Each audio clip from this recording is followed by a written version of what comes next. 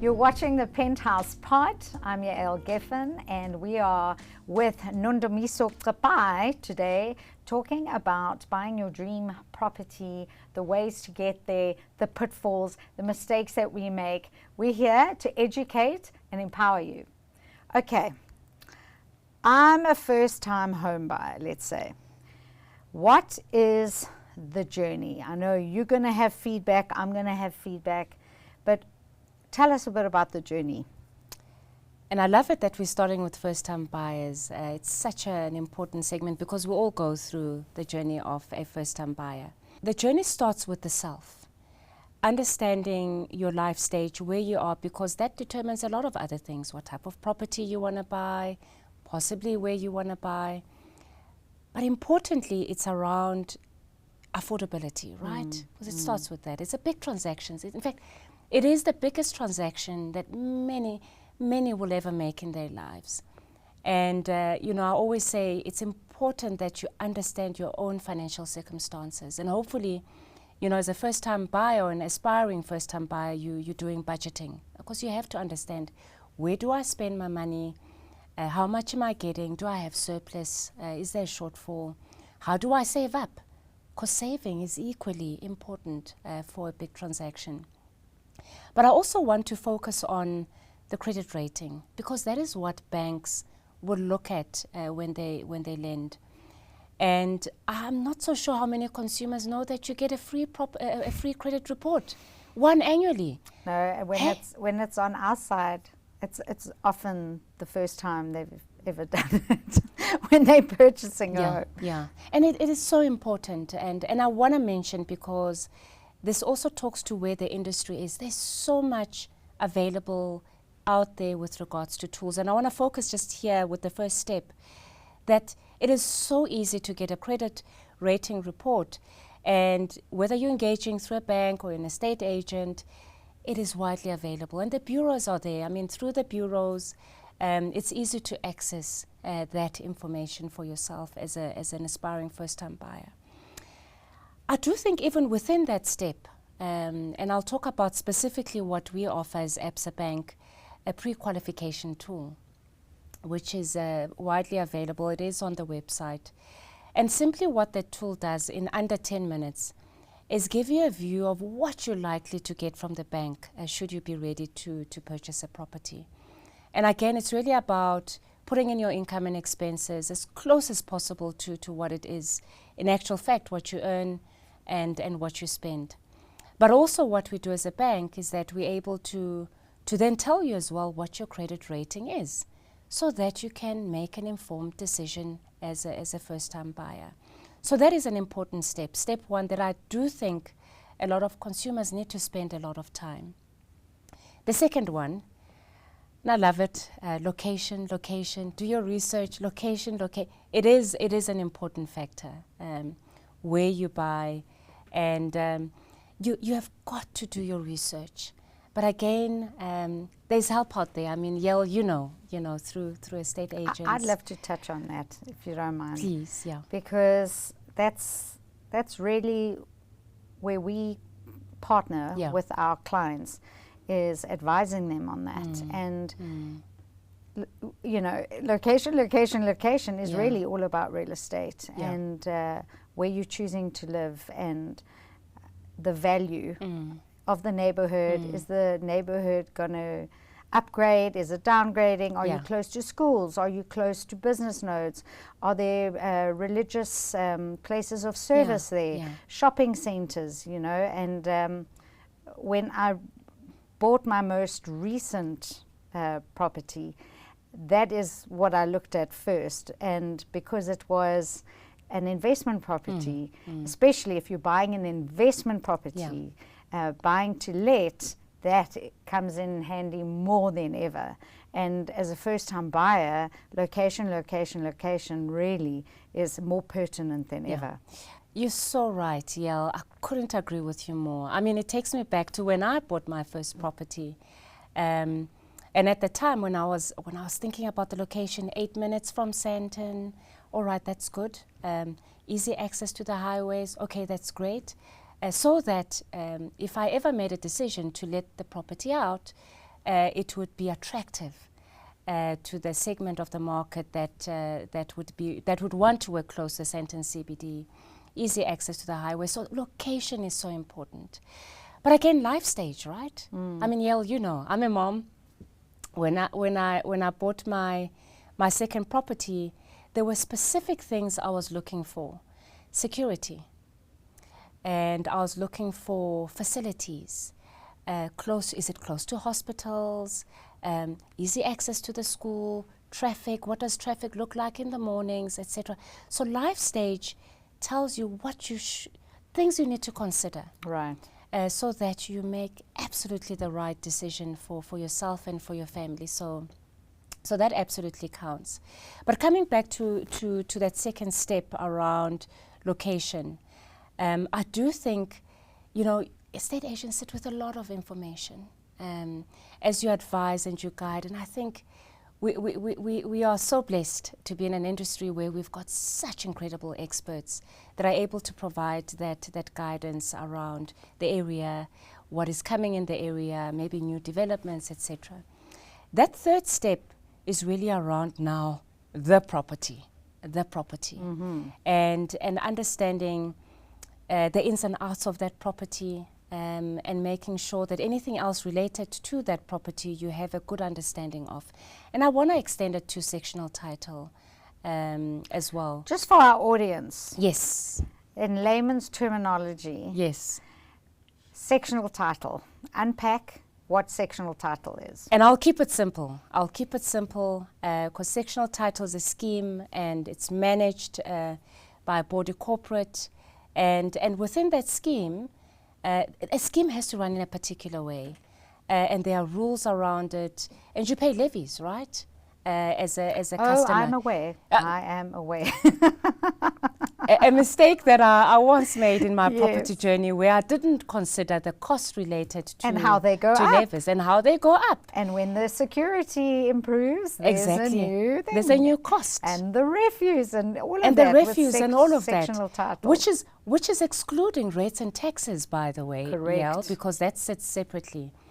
But it is absolutely important to understand even the scheme that you want to buy into. What are the costs? What does it mean? What are the things that I need to think about? Is there flexibility for me buying into sectional title as opposed to a freestanding property? But I think let's delve a bit deeper, because Yael, you've seen it, where consumers buy a property and then they say, I wish I had known, this doesn't work, there's issues here, etc. Maybe you can help us also just to delve a bit deeper. What are those things that we should be doing when we're looking at the property that we want to buy? Well, definitely our job as real estate brokers is to make sure the consumer knows everything about the property, any defects, any disclosures, and that's why using a professional, an astute real estate professional is very important, because these are certain things that you wouldn't notice yourself, and you know, you get all emotionally attached and your heart starts pounding and that happens. But what's interesting is I think a lot of the mistakes or perceptions get crushed a bit when it comes to the contracts. Yeah. And you know, when you sign those contracts, it's not like a dress. You know, when a seller signs that, if a buyer signs the offer to purchase and the seller has signed back, you know, put their signature on, it's not like a dress at YDE where you can go, you know what, I've changed my mind, I think I'm going to go for something else and bring it back. It's legally binding. And I think contractually that's where a lot of first-time buyers get stuck, because they haven't considered a lot of the items that are in the contract. They're not reading the contracts, and I know on your end that happens as well. No, absolutely, you're spot on, and that is where we say, ask the questions, read the fine print. Equally from a bank point of view, but I want to talk about that in the last step, which is which is the actual transaction. Correct. Now, Sorry, I jumped ahead. But it applies, it applies. Because even with the offer to purchase is understand and read and make sure that you understand that it's a legally binding agreement, to your point with the example that you gave now. But as we get to the transaction, the costs associated with buying a property, it's not only your bond, or let's call it your monthly repayments. It's much more than that. It's where you and I spoke about the mistakes we made now around levies. If you're buying into a particular scheme, what are the costs? What are the monthly running costs? Rates and taxes, right? But even with the actual transaction, there are costs. The bond has to be registered at the deeds office. That has to be paid. There's also transfer costs to transfer the property into your name as a buyer. And the cost, all these costs add up. They all add up. Insurance costs, and I'm using insurance as an example. I know with the levies it's included in the levies, but if you're buying a freestanding property, you have to make sure you've got insurance. Banks will want to know that you've taken up insurance for the property. So all of these add up, and that is why when we go back to step one and we say it starts with the self, your own financial circumstances, your life stage, using the tools that are out there to understand what am I good to go for when I shop for a home? That as you add up all of these costs, that you will be able to afford at the end of the day. In fact, even with the rates going up, because the rates can go up, right? You factor that in. What happens if the rates go up by a percentage point or whatever the case may be? And hence we say it is so important to understand the journey of being a first-time buyer and the steps, because they're so incredibly important. I think we're living in a wonderful era of empowering people to own their own homes, because there are so many tools, calculators available that never used to be there. And consumers themselves can actually work out their affordability, and with the help of a bank and an estate practitioner, a real estate practitioner, know what they're looking for. So I think now they're more empowered than ever, which really is great. One of the ways to also get to the banks is mortgage origination. And a lot of people out there, or our audience, might not even know what a mortgage originator is. And you work closely with mortgage originators. And I'd love you to explain their role and how you work with them as well, in order to empower the customer even more, and for you to remain as competitive as possible. Absolutely. As a bank, because we centered around customer and how we deliver to the customer. And as a bank, we want to make sure that we are present at every touch point where customers need us. And I love the question around mortgage originator, because that is one touch point, right? And the role of a mortgage originator at the heart is to make it so easy to go to all the banks and get you the best offer, right? As simple as that. And we work a lot with mortgage originators. They're absolutely critical to our ecosystem. And we make sure that we remain competitive as a bank. As mortgage originators get you the best offer out of all the banks. I think that for me is number one. And of course, there's other sources and channels where customers or consumers can go should they need to access help for a mortgage. I have a question. Yes. If you are an ABSA customer, is it a myth that you get a better rate? If you a private bank customer with ABSA, surely that lends itself to more negotiation? Yeah. Or is it something that's kind of standard? Sorry, No, I love the question. I hope I'm not tripping you up here. I'm absolutely loving it, and I'm going to put it very simply. Let's say I'm the bank, and you're the customer, and you happen to already have a relationship with the bank, whether you have your transactional account, your savings account, whatever the case may be. The fact is the bank knows more about you as a customer. Naturally, in that circumstance, if we use that as an example, the bank is likely to give you a better outcome, right? Because they know so much about your financial behavior. And of course, as a bank, the more and more as a consumer, you expand the products and services that you have with the bank will reward you for that loyalty, right?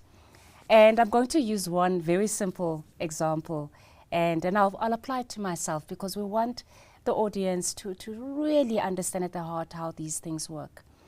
We've got an ABSA rewards program, which pays you cashback. It's real cashback. And the rewards program rewards for that loyalty, right? The more products you have with the bank, and you put into a particular tier, and the higher your tier, the more you get back in terms of cash, right? So that speaks to loyalty beyond just being able to get a better rate as a customer, because the bank knows a lot about you. And I do it. I've got ABSA rewards. And at times we often joke around to say, actually, I'm using my rewards to pay off a lot of things. And a friend also said that, I'm using my rewards to pay off my daughter's car, because the bank will reward you for being a client with them. So that covers that part of the question. I do think, equally important is, and I wanna make it very clear to the audience out there, there are so many propositions that the bank offers, particularly in lending and mortgages. If you are thinking of repurchasing and having the transaction again with the bank, we do reward that with loyalty, whether it's discounts with attorneys or cancellation costs. We obviously cover some of that. Those are some of the ways in which a bank will reward for that loyalty as an ABSA customer. So it's not a myth. Yes.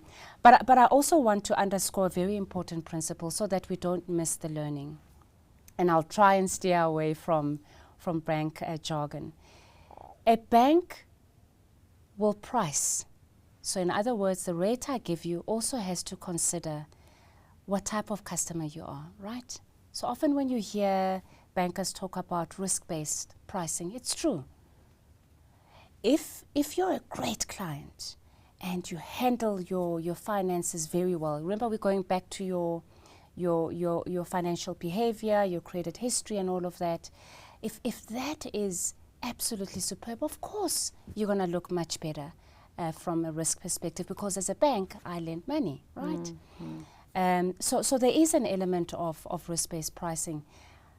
But again, I want to layer it again, also to say, if you do have a deposit, it makes it easier to negotiate a better price from the bank. It does, and it also shows the seller that you in it, and gives them confidence as well. It really does. We normally say about 10%. What do you as a banks recommend? So I would steer away from putting a fast rule to say it has got to be 10%, but the principle I want to put, of course, the more you're able to put down, the better it is for you when you negotiate. If it is 10%, I know it's a rule of thumb, if it is 10%, that's also great. But if you are able to save up for more, that's absolutely fantastic. I want to point out, and here I go back to why as a bank we focus on the customer. There are segments of the market that will struggle to save up for a deposit, and that is real, right? And as such, because we understand this particular segment, and I use that segment of the market as an example, we do more as banks to buffer that need that is there. And we do so by saying we will offer above 100%, right? So when you hear of banks talk about, we can actually give you 104%, 108%, it's usually done to cover those additional costs, right? For those segments of the market that just don't have a way of saving up for their first home. And I say it more specifically for first-time buyers. And thank you for explaining that, because I think a lot of people don't quite understand 104% What does it mean? or 108%. Like, how can you get more than 100%, Yes. you know? Yeah. But when you expand it to that, and there are all these hidden costs, Yeah. you know, and you don't want, you know, it's buyer's remorse, we call it in real estate. Yeah. And you know, you don't want to have that buyer that's now in a position with the bank, with the property, that thinks, oh boy, what have I signed up for? And we don't want them to fail. And as a bank, you don't want them to fail either. You want them to enjoy their purchase and feel confident and feel like they can afford it, and empower them. And we don't want any worst case scenarios. Absolutely.